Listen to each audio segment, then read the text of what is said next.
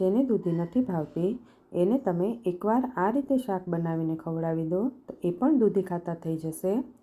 તો ચાલો કેવી રીતે બનાવવું આ શાક એ જોઈ લઈએ। એના માટે અડધી મેં દૂધી લઈ લીધી છે। તેની આપણે પહેલાં છાલ ઉતારી લેવાની છે, પછી તેને ઝીણી છીણીથી છીણી લેવાનું છે। દૂધી આપણી છીણાઈ ગઈ છે। પછી તેમાં ચણાનો લોટ એડ કરવાનો છે। લોટ પહેલાં 4-5 ચમચી જેટલો એડ કરી દેવાનો અને પછી જોઈએ એ પ્રમાણે એડ કરતું જવાનું। પછી તેમાં મીઠું સ્વાદ પ્રમાણે એડ કરી દઈએ। થોડો અજમો આપણે મસળીને એડ કરી દેવાનો છે જેથી તેની સુગંધ સારી આવે।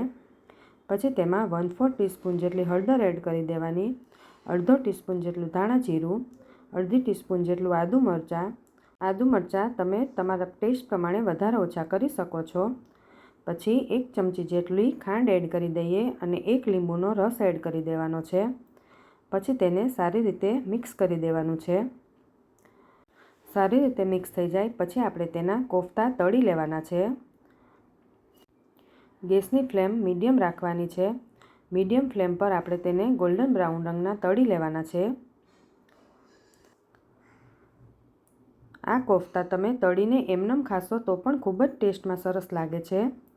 તો કોફતા આપણા થઈ ગયા છે તો આપણે એક તોડીને જોઈએ તો એકદમ સોફ્ટ અંદરથી બન્યા છે। પછી આપણે એક પેનમાં 3 ટેબલસ્પૂન જેટલું તેલ લઈ લેવાનું છે। પછી તેમાં રાઈ અને જીરુંનો વઘાર કરી લેવાનો છે। થોડી હળદર એડ કરી દઈએ। પછી તેમાં મેં 4 ટમેટાની પેસ્ટ બનાવી લીધી હતી એ એડ કરી દેવાની છે। હવે તેને સારી રીતે મિક્સ કરી દેવાનું અને ટમેટા પૂરતું મીઠું એડ કરી દઈએ। આપણે કોફતામાં મીઠું એડ કરેલું છે એટલે એ પ્રમાણે એડ કરવાનું। ટમેટામાંથી તેલ છૂટું પડે પછી તેમાં આપણે બેઝિક મસાલા એડ કરવાના છે। લાલ મરચું, ધાણા જીરું, ગરમ મસાલો અને કસૂરી મેથી એડ કરી દઈએ। હવે તેને આપણે સારી રીતે મિક્સ કરી દેવાનું છે। પછી આપણે જે કોફતા તળીને રાખ્યા હતા એ એડ કરી દેવાના છે। પહેલાં તેને સારી રીતે મિક્સ કરી લઈએ। પછી તેમાં અડધો કપ જેટલું પાણી એડ કરવાનું છે। હવે પાણી એડ કર્યા પછી આપણે તેને ઢાંકીને સ્લો ફ્લેમ પર 5 મિનિટ માટે ચડવા દેવાનું છે। 5 મિનિટ પછી જોઈએ તો આપણા કોફતા એકદમ સરસ ચડી ગયા છે। પછી છેલ્લે તેમાં આપણે લીલા ધાણા એડ કરી દેવાના છે।